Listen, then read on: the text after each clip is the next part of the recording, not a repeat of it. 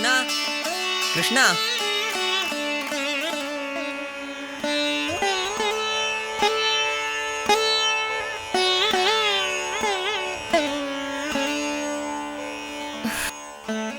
പൈക്കളെ കിട്ടിയല്ലേ? ദേ കണ്ടില്ലേ? എന്നിട്ട് ഗോപന്മാരെവിടെ? അതാ ഞാനും ചോദിക്കുന്നേ. ജ്യേഷ്ഠനോടൊപ്പം ഉണ്ടായിരുന്ന ശ്രീതാമാവും ദമനനും മറ്റു ഗോപന്മാരുമൊക്കെ എവിടെ? ഞങ്ങൾ ഭക്ഷണം കഴിച്ചുകൊണ്ടിരിക്കുകയായിരുന്നു. പെട്ടെന്ന് അവരെ കണ്ടില്ല. പരിസരത്തൊക്കെ അന്വേഷിച്ചിട്ടും അവരുടെ കണിക പോലും ഇല്ല. അനുജ, വീണ്ടും അദൃശ്യ ശക്തികൾ ആരോ നമ്മെ ഉന്നം വയ്ക്കുന്നുണ്ട്. ഇത് അവരുടെ പ്രവൃത്തിയാണ്. അതെ ജ്യേഷ്ഠ, ഒക്കെ മനസ്സിലാവുന്നുണ്ട്. ആസുര ശക്തികൾ മാത്രമല്ല, ചില സത്വഗുണവാന്മാരും നമുക്ക് പിന്നിലുണ്ട്, നമ്മുടെ ശക്തി പരീക്ഷണാർത്ഥം. നമ്മളെ വിശ്വസിച്ചാണ് മാതാപിതാക്കൾ ഗോപന്മാരെ നമ്മോടൊപ്പം അയക്കുന്നത്. അവരില്ലാതെ നമ്മൾ എങ്ങനെ മടങ്ങിപ്പോവും കണ്ണ?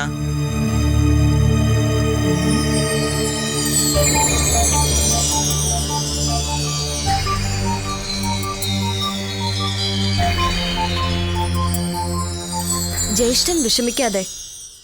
നമ്മോടൊപ്പം വന്ന പൈക്കളും ഗോപന്മാരും നമ്മൾ മടങ്ങുമ്പോഴും ഒപ്പമുണ്ടാവും.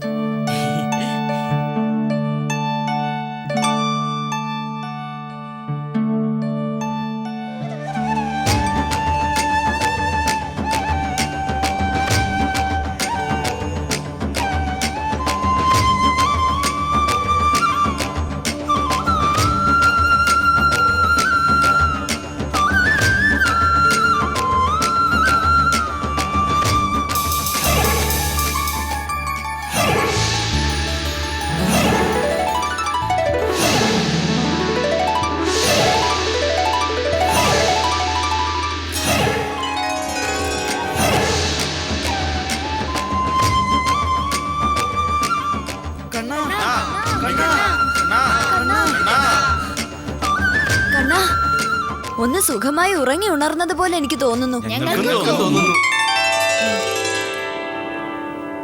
ആ തോന്നൽ എനിക്കുമുണ്ട്. പക്ഷേ നമ്മൾ എപ്പോ കിടന്നു, എപ്പോഴുറങ്ങി?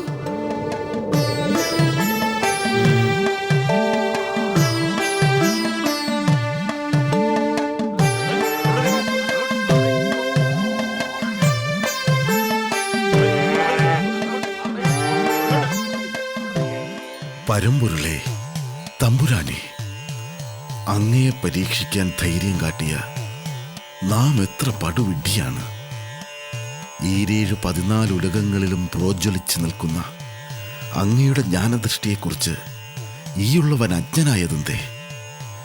പ്രപഞ്ചമായയിൽ ഭ്രമിച്ച് അവിടുന്ന് പൈക്കൾക്കും ഗോപന്മാർക്കും വേണ്ടി അലമുറയിട്ടോടുമെന്ന് ഈയുള്ളവൻ ധരിച്ചു പോയതെന്തേ? ഒരു നിമിഷം പ്രപഞ്ചമായയിൽ ഭ്രമിച്ചു പോയത് സൃഷ്ടികർമ്മജ്ഞനായ നാം തന്നെയാണല്ലോ. ചേച്ചേ, ലജ്ജ കൊണ്ട് നമ്മുടെ ശിരസ്സു വല്ലാതെ താണുപോകുന്നു.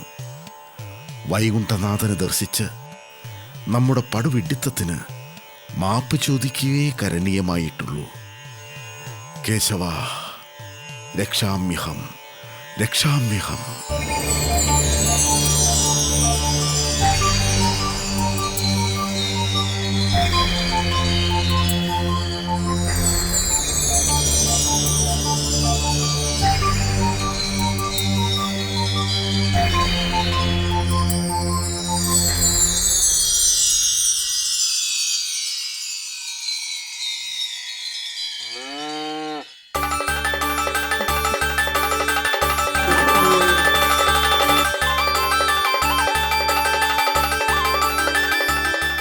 ശ്രീപത്മനാഭ, ദാമോദര, പ്രണാമ്യഹം, പ്രണാമ്യഹം. സ്വാഗതം ബ്രഹ്മദേവ, സ്വാഗതം. എന്തേ ഭൂലോകത്തേക്ക് അപ്രതീക്ഷിതമായൊരു സന്ദർശനം? ബ്രഹ്മലോകത്ത് ആപത്തുകൾ എന്തെങ്കിലും സംഭവിച്ചോ?